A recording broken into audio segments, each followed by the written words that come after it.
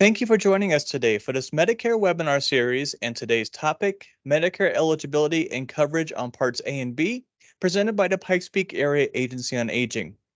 We want to thank the Pikes Peak Library District for its support of this webinar series.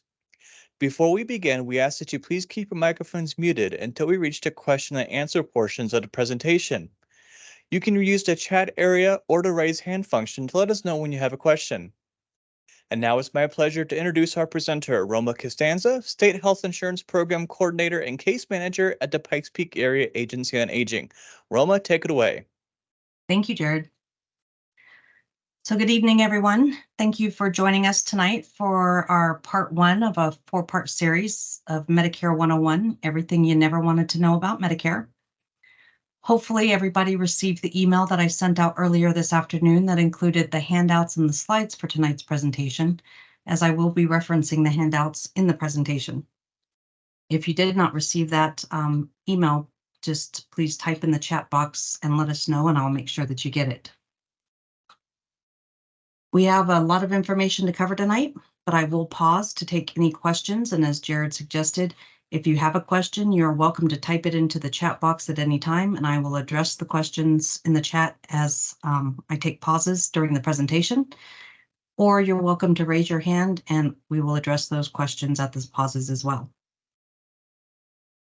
And I think that's all the housekeeping, so we'll go ahead and get started. So again, this is part one of our Medicare 101 four-part series. Tonight, we're going to talk about Medicare eligibility, coverage, and costs. But we are going to start with who I'm with. So I am with the Pikes Peak Area Agency on Aging, and the mission of the Pikes Peak Area Agency on Aging is to work with our partner governments in our three counties of El Paso, Park, and Teller to develop programs and systems that allow people to age in place or to remain in their home for as long as possible.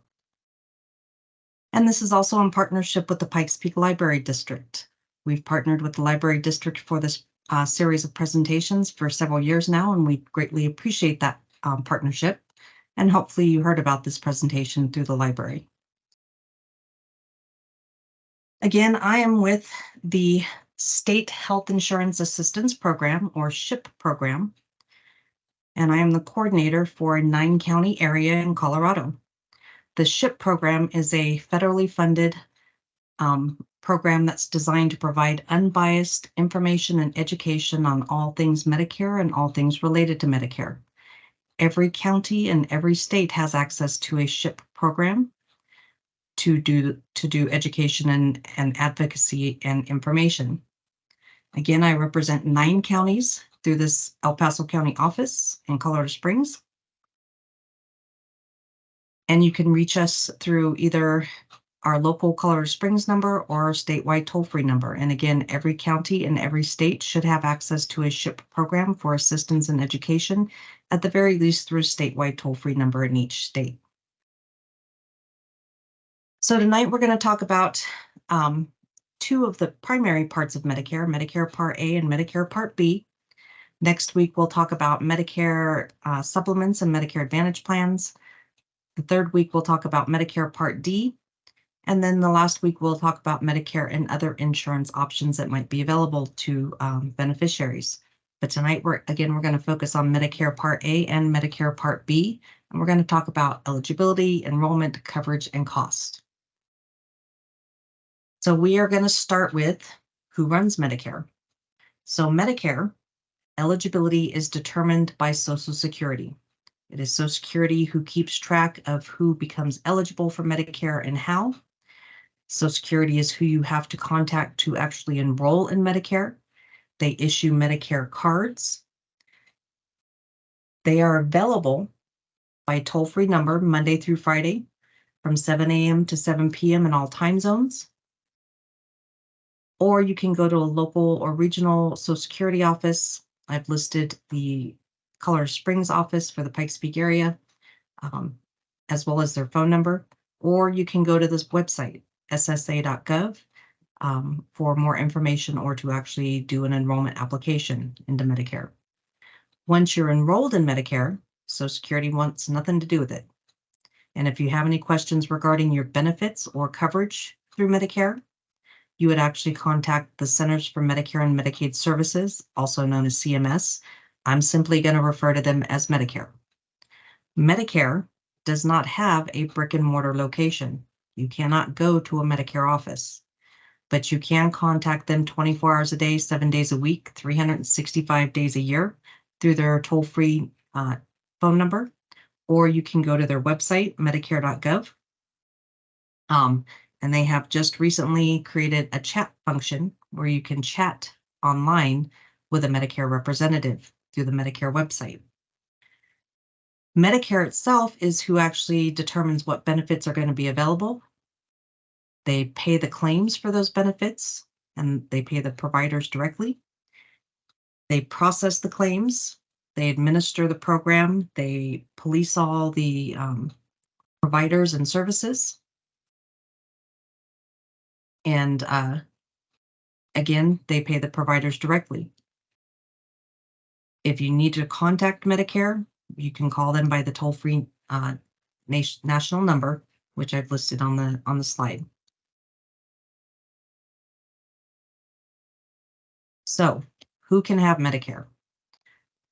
So, eligibility for Medicare is determined a couple of ways, but anybody who is turning age 65 and is a U.S. citizen is going to be eligible for Medicare. Anybody of any age who has been determined to be disabled by Social Security will become eligible for Medicare after 24 disability payments. Anybody of any age who is diagnosed with end-stage renal disease or kidney failure can become automatically eligible for Medicare. Or anybody who is diagnosed with ALS, Lou Gehrig's disease, can also automatically become eligible for Medicare almost immediately. And then any lawfully admitted resident alien who has resided in this country for at least 5 consecutive years is eligible to purchase Medicare. So do you have to enroll in Medicare? These days, people tend to work past age 65 for whatever reason. So you do not have to necessarily be retired to enroll in Medicare. On the other hand, you don't necessarily have to enroll in Medicare if you continue to work. But there are enrollment periods that you do need to be aware of, regardless of whether you're working or not. And the primary enrollment period for people who are turning 65 is going to be the initial enrollment period. The initial enrollment period is the enrollment period that surrounds your date of initial eligibility. And for most people, again, that will be turning 65. So it's going to be a 7-month period that surrounds the month that you turn 65. So it includes 3 months prior to the month of your 65th birthday, the month of your 65th birthday, and up to 3 months after the month of your 65th birthday. That is your initial enrollment window that you can enroll in Medicare without penalty to be effective either the month of your birthday or the following month if you enroll during the following 3 months after the month of your birthday. And then we'll talk about additional enrollment periods as well. So here are the 3 primary enrollment periods that you need to be aware of. Again, the initial enrollment period. But if you continue to be actively employed when you're turning 65 and you have health coverage through that employer, you may be able to delay enrollment into Medicare based on that active employment with health coverage and fall under a special enrollment period when you decide to stop working. That special enrollment period, based on the fact that you did delay enrollment because you were still working, is actually an extended amount of time. You get 8 months to enroll in Medicare without penalty under a special enrollment period. And if you fail to enroll in Medicare during your initial enrollment period and you fail to enroll in Medicare or never qualified for a special enrollment period, you can always enroll in Medicare any year down the road in the general election period. The general election period is January 1st through March 31st each year. And starting this year, whatever month you enroll in Medicare during the general enrollment period, your benefits would start the first day of the next month. And I just noticed that slide says otherwise, but that law has changed, so it wouldn't start beginning of July, it would start the first day of the following month. I need to fix that. So here's what the Medicare card looks like these days. I call it the red, white, and blue card.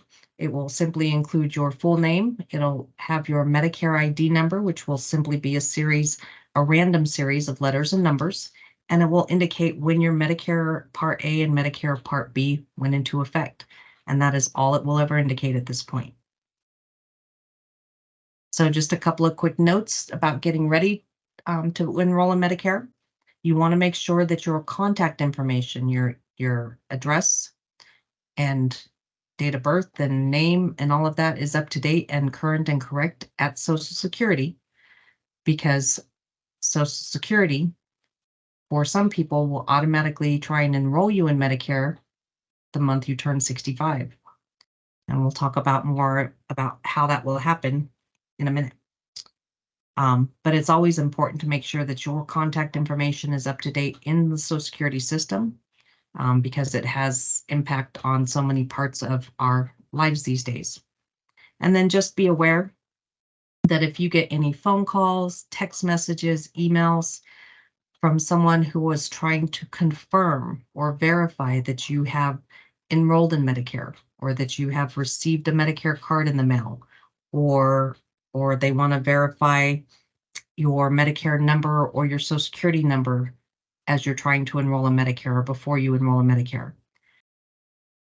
Any contact like that you may get or receive is fraud. Social Security will not contact you ever unless you request them to contact you. Medicare will not contact you unless you request that they contact you, and even then you're hard pressed to get them to call you. So anytime someone is trying to present themselves as a legitimate entity, trying to just make sure that everything processed and went through and verified, that is not going to be a legitimate contact, and you should not give any of those contacts your personal information. In the email that I sent out earlier today, I did include a couple of handouts from Social Security that provide information on what kinds of services or things that you can do at the Social Security website, as far as creating an account or enrolling in Medicare, getting an estimate of your income benefits at retirement. And the other handout that I'm not showing here walks you through the process of enrolling in Medicare and creating a personalized account on the Social Security website. Social Security does not require that you create a personalized account on their website to enroll in Medicare or to do anything else. But there are definite advantages to having that personalized account. If you create a personalized account, which is very secure, and it takes a minute to do because of the security process, the advantages of having that account is you can go in and look at your estimated retirement income benefits. You can look at whether or not you've got enough credits to be eligible for Medicare. You can print out a duplicate copy of a Medicare card. You can enroll in Medicare through that website. And any documents that Social Security needs to send you, you can look at in real time versus waiting for them to come in the mail 4 to 6 weeks from now. So there are a lot of advantages, but again, it's not a requirement that you create this personalized account, but it is encouraged. I also included a handout that walks you through creating a personalized Medicare account. A Medicare account and a Social Security account are two different accounts on two different websites. Both are equally secure, but the Social Security account is going to be different than the Medicare account. The Medicare account you cannot create until you actually are enrolled in Medicare and have a Medicare number, because you need that number to create that account. Again, it's not required that you create a Medicare account, a personalized Medicare account, but it is encouraged, and there are advantages to having one. Having a personalized Medicare account allows you to see what plans you've had as far as Part D plans or Advantage plans. It shows you your plan history. It allows you to save your list of medications for Part D purposes, prescription drug purposes, during open enrollment year after year. It lets you look at any claims that have been submitted to Medicare by your providers in real time, again, versus waiting for paper statements to come in the mail. And it has a bunch of other features that could be advantageous to use if you decided to do so. Again, not requirement, strongly encouraged to create this account, but not required. It is much quicker to create a Medicare account, but it is equally secure. All right, any questions about any of that so far? Again, if you have a question, you can raise your hand, you can unmute and ask your question, or you're welcome to type your questions into the chat at any time.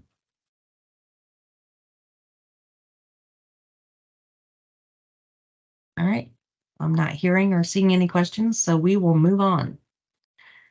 So now we're going to talk about the individual parts A and B of Medicare, and we're going to start with Medicare Part A. Medicare Part A, things to take into consideration is whether or not you need to enroll in Part A. What you need to be aware of is that if you are collecting a Social Security income of any kind for any reason, when you become eligible, primarily again by turning 65, when you become eligible, if you're collecting any Social Security income, Social Security will automatically enroll you in both A and B of Medicare. If you are automatically enrolled in A and B of Medicare, keep in mind that you cannot disenroll from Part A if you're collecting an income. But if you are actively working and covered by employer group health insurance through that work, or you're the spouse of someone who is working and you're covered under their employer group health plan, you can delay enrollment into Medicare Part B or stop enrollment into Part B in favor of that employer health coverage. And again, if you do delay enrollment into Medicare because of employer health coverage, when that employment ends and that coverage ends, you get that extended special enrollment period of 8 months to enroll in Medicare without penalty. And that's it whenever you decide to stop working or you lose that employer coverage. But again, if you're collecting a Social Security income, Social Security will automatically enroll you in both A and B, and you would have to refuse Part B at that point. If you are not collecting a Social Security income at that time, it becomes your responsibility, if you decide you want to enroll in Medicare, to contact Social Security directly or go to Social Security's website and do an enrollment application. So they will only automatically enroll people who are collecting a Social Security income. Everybody else has to be proactive and enroll themselves. So for Medicare Part A, most people who are eligible for Medicare Part A will be eligible for Part A at no cost. It'll be premium free. And that is because you have earned Part A over the course of your lifetime. In order to earn Part A, Social Security will look at your work history. And once someone has acquired a total of 10 full years of work history, anytime during the course of their lifetime, that person has become entitled to Medicare Part A at no cost. So if you worked the first 10 years out of high school full time, you may have acquired or earned Part A at no cost by the time you were 25 years old or 30 years old. If you worked part-time jobs because you were a stay-at-home parent, and you only worked part-time jobs over the course of your lifetime, it may take a little longer to accrue those 10 full years. But once you've accrued 10 full years, or what they consider working quarters, 40 working quarters, and you earn 4 quarters per year, then you have earned that Part A benefit for free. If for some reason you don't have 40 working quarters when you become eligible for Medicare at 65, you can purchase Part A, but it's not cheap. Medicare Part A, if you have less than 40 quarters, can be as high as $506 per month per person this year. And that cost does go up every year. But if you were a stay-at-home parent or something like that, you could also look at whether or not you could be eligible for premium Part A based on a spouse's work history. So if your spouse has a long work history, but you were the stay-at-home parent, you could potentially still be eligible for free Part A or premium free Part A through a spouse. So that would be something to look at or talk to Social Security about if you're in that situation.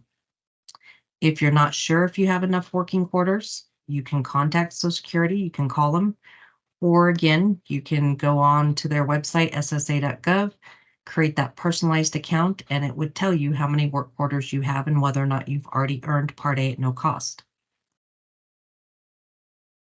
So what does Part A cover?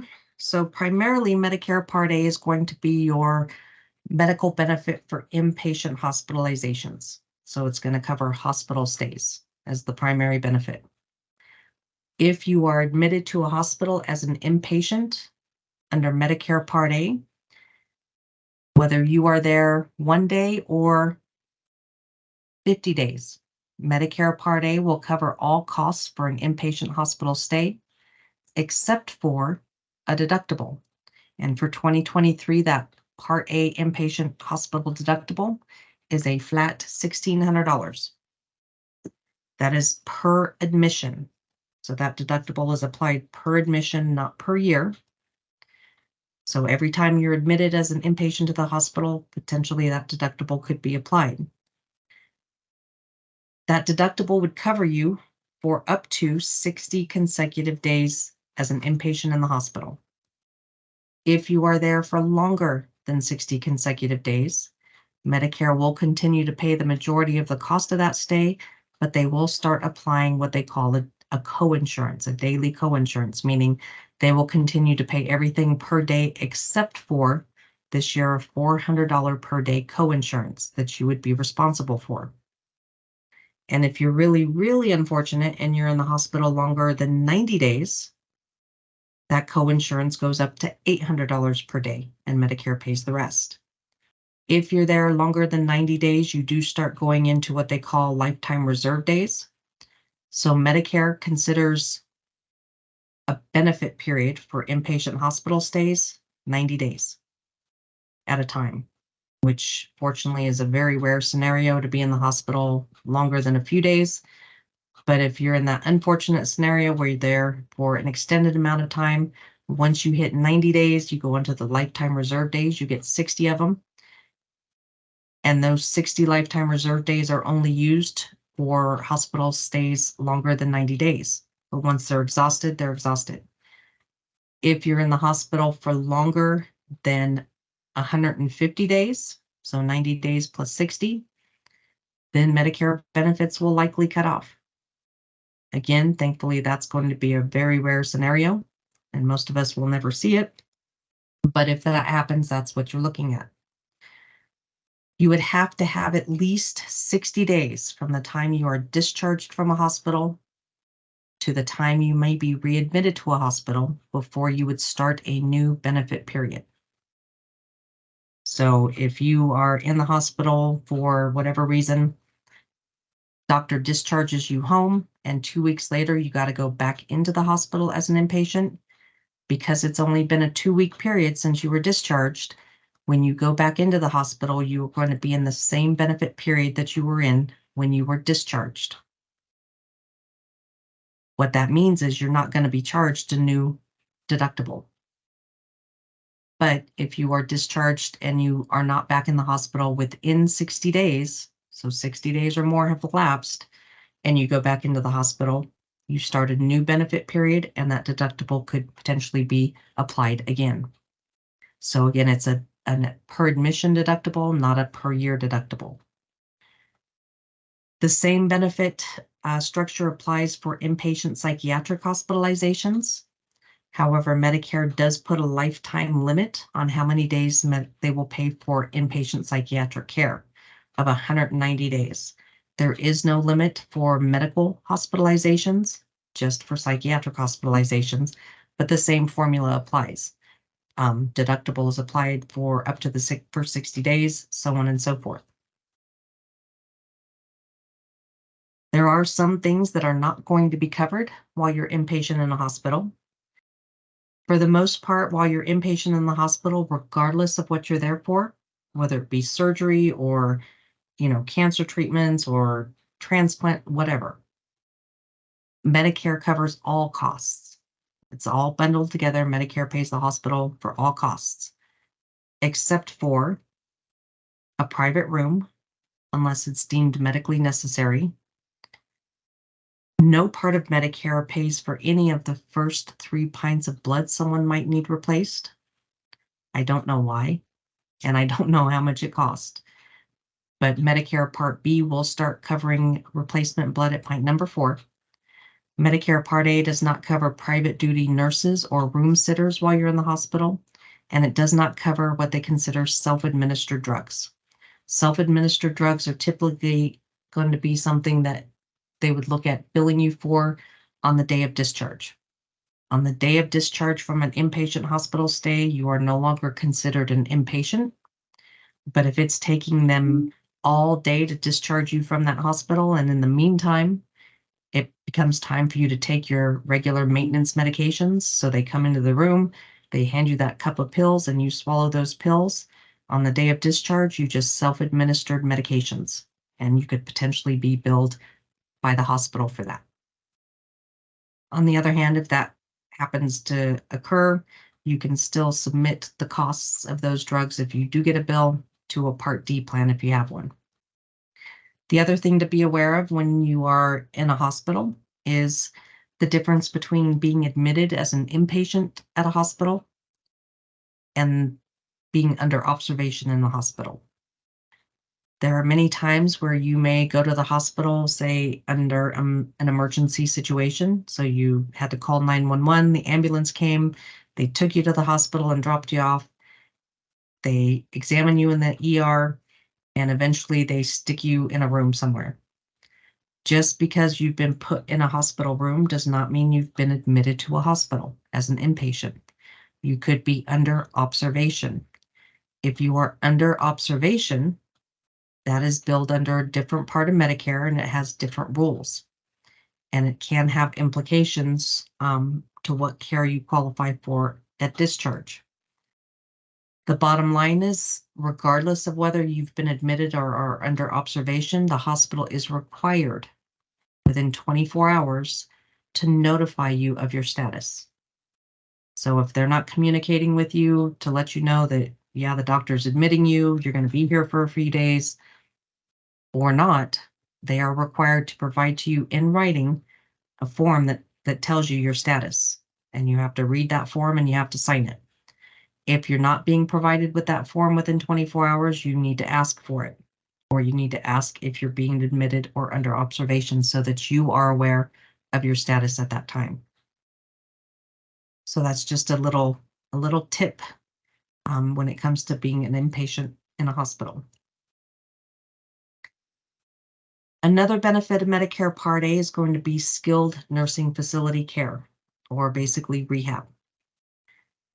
For skilled nursing facility care to get paid for under Medicare Part A, it does require that you have been in a hospital as an inpatient for at least 3 consecutive days prior to going to the skilled facility for rehab or recovery.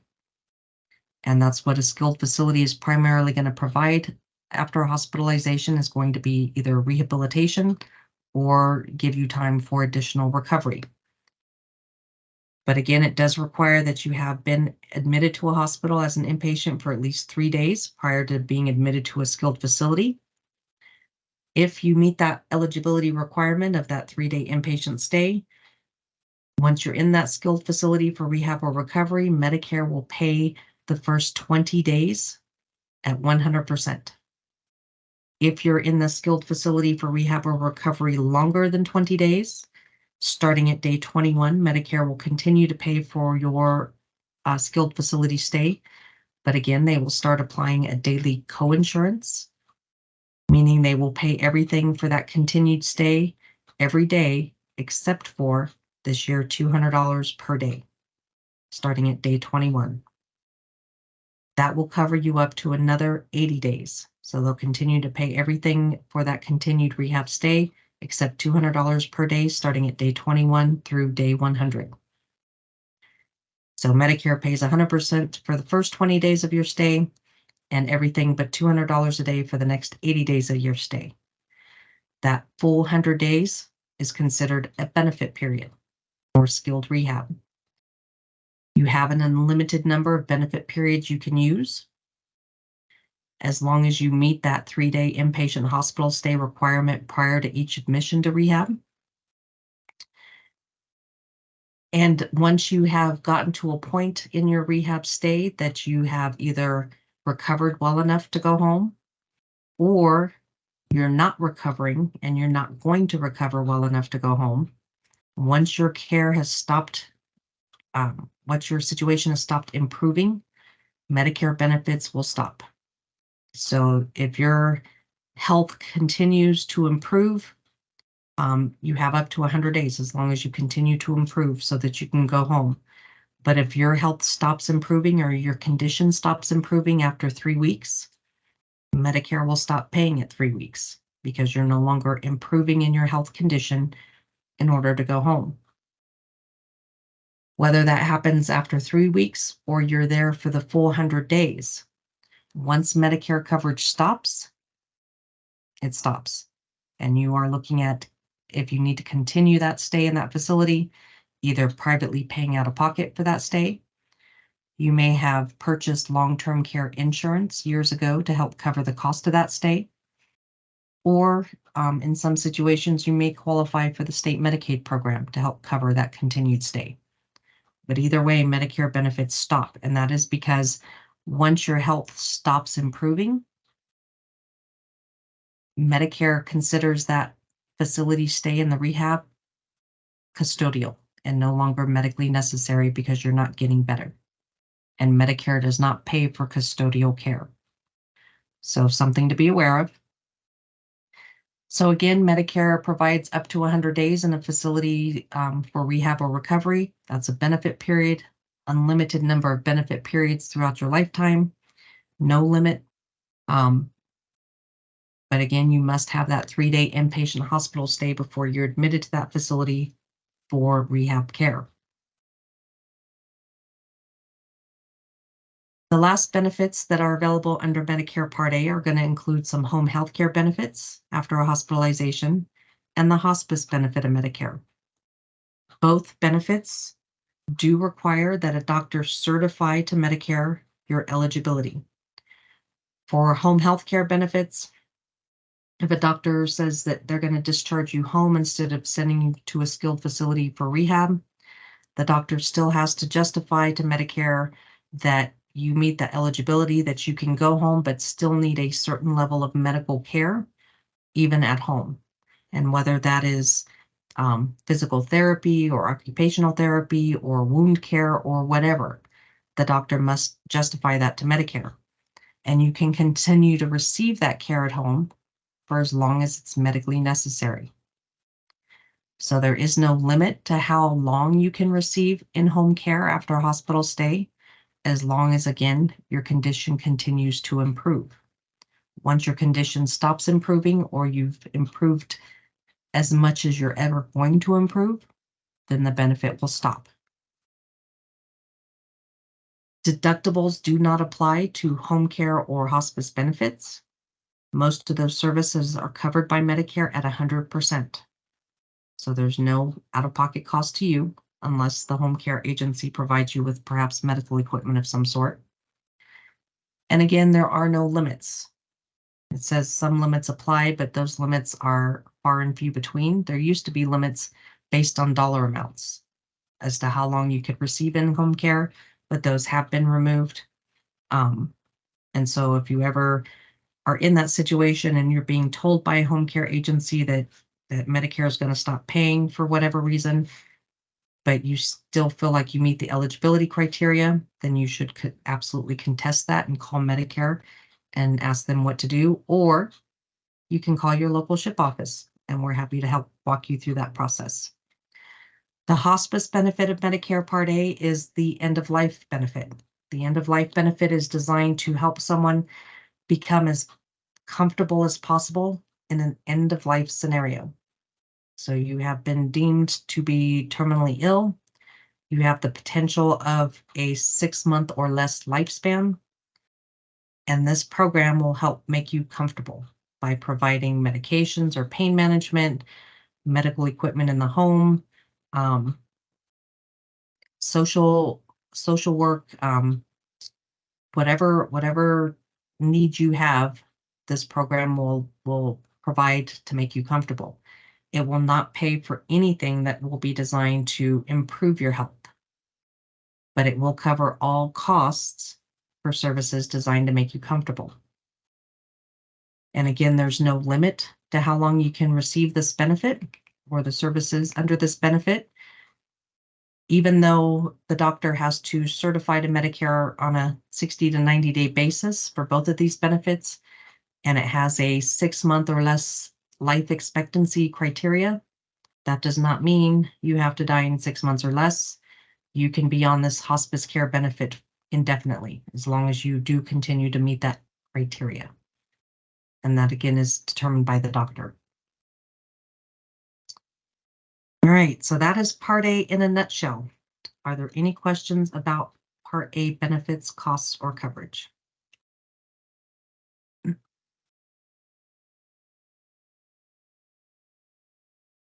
Okay, again, I'm not seeing any questions or hearing any questions, so we will move on to Part B.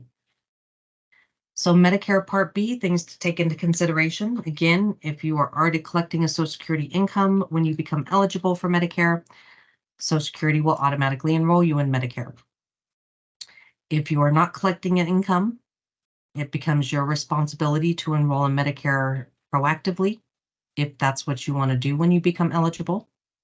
But again, if you are actively employed and you have employer group health coverage through that employment, you can delay enrollment into Medicare until you stop working. Now, to be clear, the only excuse Social Security will accept for not enrolling in Medicare when you first become eligible for Medicare is if you are actively employed or the spouse of someone actively employed and you're covered under their employer group health benefit. That is the only excuse Social Security will accept for not enrolling in Medicare when you first become eligible. But again, if you meet that eligibility criteria, you decide to delay enrollment into any part of Medicare or just Part B, when you turn 65 or become eligible, when you stop working and lose that employer health benefit, you have that extended 8-month special enrollment period to enroll in Medicare without penalty, and that's regardless of the time of year. Medicare Part B is the part of Medicare you actually have to pay a monthly premium for. Everybody has to pay for Part B. There's no getting out of it. So even though most of us will earn Part A at no cost, Part B will have a monthly premium. There are some scenarios where you would have to have Part B. For example, if you want to purchase coverage to go with your Medicare, most other coverages that you can purchase or enroll in that are designed to work with Medicare require that you have both A and B of Medicare in order to get that other coverage. For example, if you wanted to buy a Medigap policy or a Medicare supplement, if you wanted to enroll in an Advantage plan, you have to have both parts of Medicare. If you're retired military and you're not actively employed with group coverage and you want to keep TRICARE benefits, you are required to enroll in both A and B of Medicare when you become eligible. If you are a veteran, meaning you're not retired, but you are a veteran of the military and you access the VA services for healthcare or prescriptions or what have you, and that becomes your primary medical care. I do get a lot of veterans ask whether or not they need to enroll in Medicare Part B because they would have to pay for it. And my best answer is always probably. There are a lot of benefits to having Medicare Part B, even if you use the VA system as your primary health care, simply because, as most of us may know, VA facilities and services are not always available in all parts of the country. Even in states where there are a lot of VA health services available, you may not live anywhere near them. Whereas Medicare is a federal nationwide health benefit that is good in any state for any medically necessary reason. So it would always be available for whatever you needed wherever you were at any time. Whereas with VA, you must go to VA facilities, and hopefully those facilities are within driving distance for you. So there are definite benefits to having both A and B of Medicare. Keep in mind that if you access the VA system exclusively and you don't enroll in Part B of Medicare, that is not going to be a good excuse for not penalizing you if you decide or choose to enroll in Medicare later down the road. Again, and I keep reiterating this because it's so important, if you are actively employed or the spouse of someone actively employed and you are covered under employer group coverage from that employment, you can delay enrollment in Medicare. When that employment ends, you lose that coverage. You get that extended 8-month window of opportunity to enroll in Medicare without penalty. And if you miss either your initial enrollment period surrounding your birthday, or you don't fall under a special enrollment period, or you miss a special enrollment period, you can still enroll in Medicare any year down the road during the general enrollment period, January 1st through March 31st each year. Coverage starts the first day of the following month you enroll during that time frame. But keep in mind, if you're enrolling during a general enrollment period because you did not enroll under either of the other two options, you are likely going to incur a penalty, meaning you're going to pay a higher premium for your Part B because you did not enroll when you should have or could have. So how is that penalty calculated? Well, that penalty is calculated based on what the premiums are when you enroll. For 2023, most people are going to pay a premium for Part B of $164.90 per month this year per person. That premium does change every year. For 2023, it was the first time I've ever seen the Part B premium go down. Last year, it was $170.40. This year, it's $164.90. I anticipate that that premium will go back up for 2024. And the premiums and deductibles and coinsurances for all things Medicare do tend to increase every year. So that hospital deductible will go up, those coinsurances will go up, your Medicare premium will go up. If you are collecting a Social Security income when you enroll in Medicare, keep in mind that Social Security will automatically deduct your Part B premium from your Social Security income every month. There's no choice about that. It's automatic.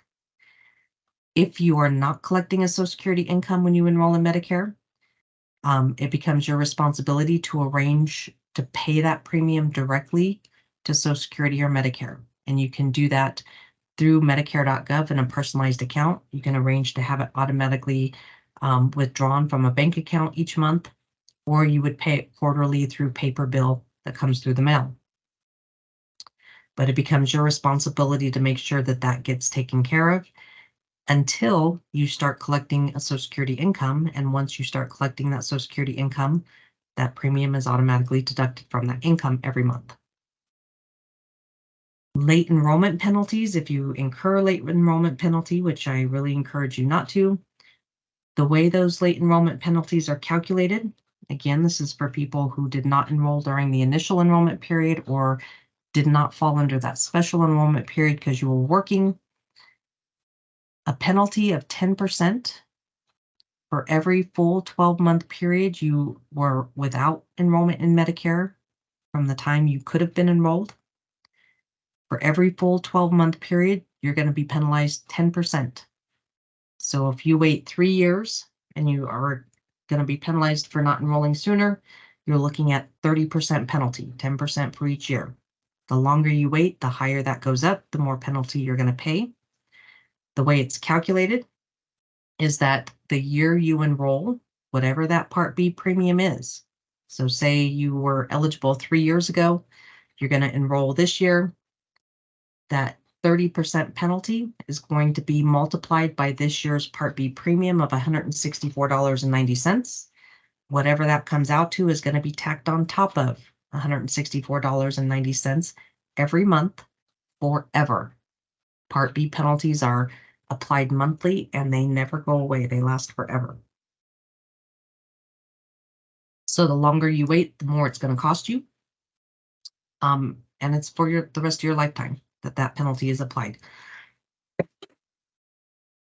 So even if it's a relatively small amount, say you only are late by 1 year, 10% is what, $16 per month per year.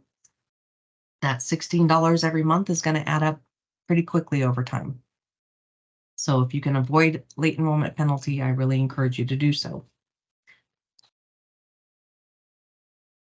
Once you are enrolled in Medicare, Medicare Part B, Medicare Part B has a deductible. For Part B services, the deductible is annual. So remember, Part A deductibles are applied per inpatient admission, but the Part B deductible is applied one time a year, usually after January 1st each year, and is a drop in the bucket compared to most deductibles. This year it's $226 is the Part B annual deductible. Once you've met that deductible, Medicare will pay for most services under Part B at an 80-20 split, meaning they'll pay 80% of what they allow. The balance of 20% could be out of your pocket. And then also you need to be aware that Medicare Part B premiums are currently means tested. It started several years ago. What that means is if you have a higher annual income, you may have to pay a higher Part B premium based solely on your income. Also keep in mind that the way that's going to be determined is going to be based on Social Security looking at your most recent complete IRS tax filing, which is probably going to be, this is 2023 from 2021, is going to be the most complete filing that they can access because they're probably still processing 2022 taxes. So they're going to find the most complete year of taxes filed, which would be the year before. So here are the income brackets for having to pay a higher premium based on higher income. Threshold starts at $97,000 for an individual, for a single person. $194 for a married couple that file jointly. And there are 5 additional brackets. Again, the higher your annual income, the higher the Part B premium that you're going to have to pay. But for most of us whose annual income is going to be under that $97,000 limit, you're looking at that base premium of $164.90. If for some reason you are advised by Social Security that you will have to pay a higher premium based on income, because in 2021 you were still working, you had a good income, but by 2023 and enrollment into Medicare, that work is no longer done and your income has been reduced because of that. Keep in mind that Social Security will review your IRS tax filings every year. So you may have to pay a higher premium this year because of your higher income last year or the year before. But when Social Security looks at your tax filings again for next year, they're going to see that your income was reduced because you stopped working last year. And so the premium will also reduce for 2024 as an example. So just because you're imposed a higher premium based on income, initially it's not going to last forever. They do review your income every year to see if that still applies, and it does adjust as your income changes. If for some reason you feel that you're being imposed a higher premium and you shouldn't be because you didn't have that kind of income or something like that, you can appeal that decision with Social Security. So once you have Medicare Part B, what does it cover exactly? So Part B is going to be your outpatient services. So the best rule of thumb is Part A is for inpatient, Part B is for everything outpatient. So it's going to cover all your outpatient services, including doctor's visits of any and all sorts, including specialists. It's going to cover all your lab and x-ray, including MRIs and CAT scans. It covers all medical, surgical, and anesthesia services, and Medicare does pay for medical second opinions. As I mentioned before, Medicare Part B does start covering replacement blood at pint number 4, but no part of Medicare covers the first 3 pints. Covers your ambulance rides for medical emergencies only. Covers all your annual vaccines, including flu vaccine, hepatitis. Does cover the shingles vaccine, but that's covered in a kind of a half and half kind of way. Medicare Part B covers the administration of a shingles vaccine, meaning the nurse that puts the shot in your arm, but the drug itself would be covered under Part D, as in drug of your Medicare benefits. Covers all your outpatient physical, occupational, and speech therapies. Covers all the durable medical equipment benefits, such as oxygen concentrators, wheelchairs, walkers, that kind of stuff. And it does have limited coverage for some additional services, such as chiropractic, podiatry, and optometry. The key for Medicare under either benefit, for Medicare to pay for any service, is going to be medical necessity. Medicare will pay for most anything you ever need as long as a doctor deems it medically necessary. And it is the doctor's responsibility to make sure that they bill it to Medicare in a way that says it's medically necessary service. So it becomes the doctor's responsibility to tell Medicare whatever service they're wanting you to have is medically necessary. And as long as the doctor can do that, then typically Medicare will pay for that service. There are some services that Medicare will not pay for, and most of those services are going to be considered not medically necessary. For example, Medicare does not pay for routine eye exams. So the optometrist that you go to see if your prescription glasses have changed or your prescription has changed, or the glasses associated with that, is not a benefit of Medicare at this time. On the other hand, if you need to see an eye doctor because you are developing cataracts or glaucoma, poke yourself in the eye with a pencil, those are medically necessary reasons to see the doctor. Medicare will pay for you to go to that eye doctor. For podiatry services, if you simply can't bend over to clip your own toenails, Medicare will likely not pay for you to see a podiatrist. But if you have a medical reason that it's unsafe for you to clip your own toenails, such as pulmonary vascular disease or diabetes, Medicare will absolutely pay for you to go to that podiatrist. So again, it all comes down to medical necessity and the doctor justifying that necessity to Medicare. Many services that Medicare used to not pay for because they were considered routine or not medically necessary have recently been recategorized as preventive care. Medicare has jumped on the preventive care benefit bandwagon with both feet, and they add new preventive covered services to their list of covered benefits every year. And as of 2020, all preventive service benefits are paid for by Medicare at 100%. For example, Medicare pays for cancer screenings and colonoscopies and all that kind of stuff, things to test for potential health issues that you may not currently show signs of. Those are all preventive services. Medicare does not cover routine annual physicals, where you get on the treadmill or something like that, blood work and such. That's considered a routine annual physical, and that is not paid for by Medicare. What Medicare will pay for, though, is when you first become eligible for Medicare, you are given what they call a Welcome to Medicare preventive visit. A preventive visit is Medicare's answer to a routine physical, but it is not a physical. What it is it's going to be an extended, in-depth conversation with your medical provider that is going to establish a baseline of your physical current health, your family's health history, your social history, your mental health history. It's going to review all of that information, but it's not going to put you on the treadmill or take your blood. It establishes a baseline, and you have a 12-month period from the time your Medicare goes into effect to take advantage of that Welcome to Medicare preventive visit.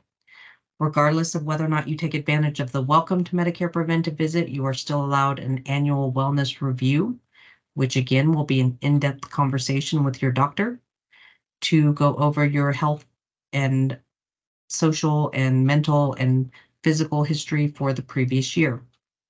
It also gives the doctor an opportunity to potentially suggest other preventive services that you might qualify for and want to take advantage of in the coming year.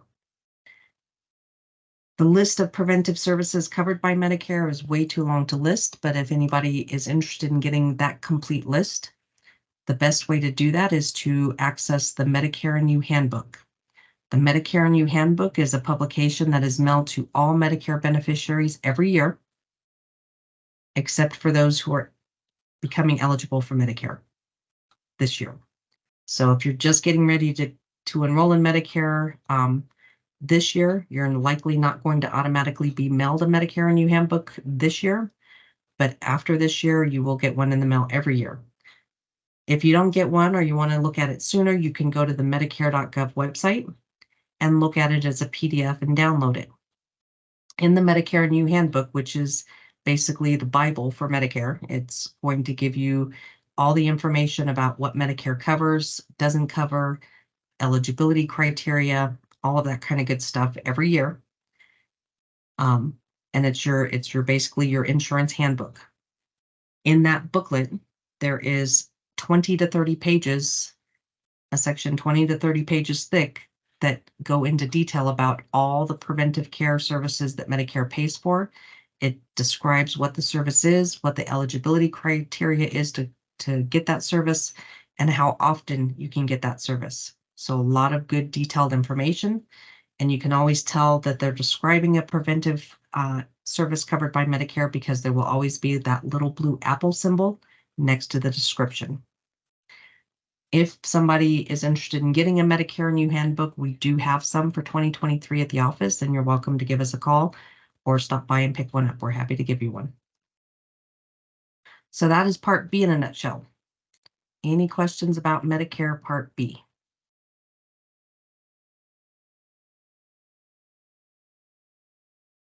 All right, you guys must be taking really good notes. So again, I hear no questions. I see no questions. So we will go through this last part and wrap it up for you. So now that you know what Part A and Part B costs and cover, there are some financial assistance programs available to Medicare beneficiaries that can perhaps help cover some of those costs that we just went over. They are called Medicare savings programs. These are federally funded financial assistance programs. So they're not state programs, they're federally funded. And these programs could, at the very least, if you qualify, pay your Part B premium so that Social Security does not deduct that from your check each month. If your income and asset limits are a little bit lower, not only could a Medicare savings program potentially pay your Part B premium so that they don't take it out of your check, but it could also potentially pay your Medicare deductibles and your 20% or co-insurances. But again, these are financial assistance programs. You do have to qualify based on being within certain income and asset limits. If you qualify for these programs and apply for them and are approved for them, it does also automatically come with financial assistance and cost reduction for Medicare Part D for prescription drugs. The best way to apply for a Medicare savings program, honestly, is to do a local county Medicaid application. It has been determined by the government and by the states that that is the easiest way to apply for this program and manage it so that the state can manage it individually, state by state, even though it's federal dollars. So you do have to actually do a Medicaid application, even though it's not a Medicaid program. But if you are on a Medicaid program already or on SSI, Supplemental Security Income, you automatically get this financial assistance. You automatically become eligible for it. You still have to apply for it, but your eligibility is pretty much guaranteed if you're on another Medicaid program. Again, income and asset limits to qualify for 2023. For 2023, income and asset limits for these programs, and there are 3 primary Medicare savings programs someone can qualify for. The QMB, or Qualified Medicare Beneficiary Level of Assistance, is the lowest income and asset levels to qualify, but that also pays your Part B premium, your Medicare deductibles and co-insurances. The SLMB, or Special Low Income Medicare Beneficiary, and QI, Qualified Individual, Income and asset limits qualify just to have the state pay your Medicare Part B premium so that that is not deducted from your check each month. Income listed for single persons and married couples are in gross dollars, pre-deduction dollars. So if you're already collecting Social Security and they're already deducting the Part B premium out of your check, when you're looking at these limits, you need to add that Part B amount back into your check and count that as income.